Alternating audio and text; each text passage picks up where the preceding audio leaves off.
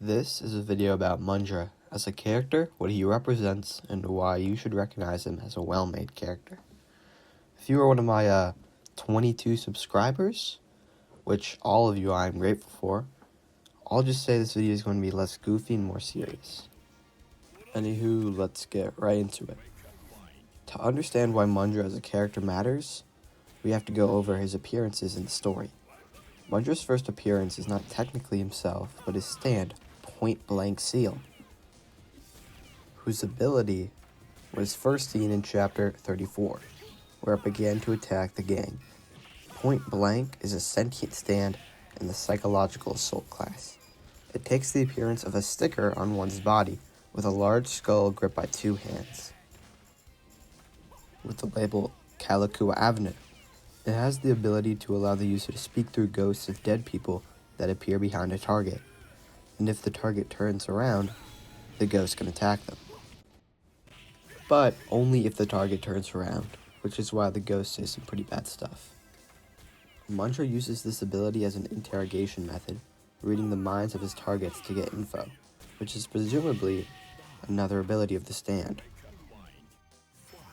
The stand is also multi-unit, which means multiple targets can be attacked by Point Blank at once. Also, this ability seems to have some side effects, but we'll get to that later. The stand gives Jodio's gang a ton of trouble, afflicting and damaging almost each member until Usagi manages to remove Point Blank Seal from the afflicted team members, and Usagi's mom. Normally, removing Point Blank would be impossible even with a stand, that is, if you are affected by the sticker. Those without a sticker on their body can peel off other people's stickers. In this case, Usagi had to have a lion bite off his whole foot in order to get the sticker off so he could remove the stickers from his friends. Paco then destroys the removed stickers, causing massive damage to Mundra, who is revealed in the last couple pages of that chapter, where in his injured state he attempts to hold Dragona hostage, but fails due to smooth operators. In the next chapter, Mundra is torture dance style interrogated by the team, and it's discovered that Mundra is a convicted criminal with a life sentence, as he is wearing an ankle monitor, and apparently he was offered a plea deal by a mysterious figure if he was able to confirm the lava rock actually exists, but he has no other info. However, some of his backstory is revealed. Apparently Mundra developed his stand when he was very young, and the ghosts and illusions that Point Blank summons can actually freely communicate with the user at all times. They pester him and drive him mad seemingly at all times. They tell him to do horrible things. They confuse him and trick him. Even the reason he is convicted is due to his stand.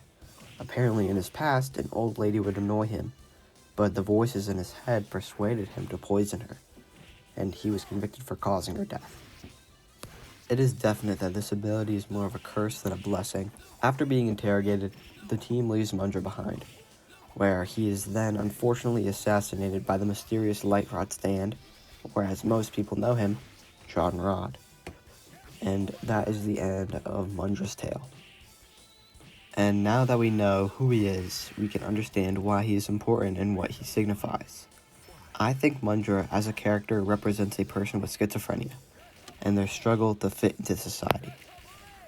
Schizophrenia is a serious mental disorder that often causes confusion to those afflicted, along with them experiencing hallucinations and illusions that aren't real. Usually it is very difficult for people with the condition to tell reality from fake, and sometimes right from wrong. Mundra sees illusions. Mundra experiences hallucinations. Mundra hears voices inside his head who tell him to do horrible things. Mundra is constantly tortured by his stand, which no one but him can see, causing him to commit horrible crimes. Also, I'd like to mention, this is not the first time Araki has created a character with something serious that they portray in the real world, like with McQueen's self-destructive behavior, or Blackmore's potential mental disability. To complete my thoughts on what Mundra represents, he portrays the hard life people with schizophrenia can lead. In some unfortunate cases, they can be taken advantage of and used, as Mundra was killed after fulfilling his purpose, likely by his own employer. Okay, that wraps things up on all my thoughts on Mundra. I hope you enjoyed the video, and if you did, please like and subscribe. It helps me reach more people with my videos. I really hope this video did not come off as insensitive, because I meet as much respect to people with schizophrenia as people exist in the world. Have a good one, and goodbye.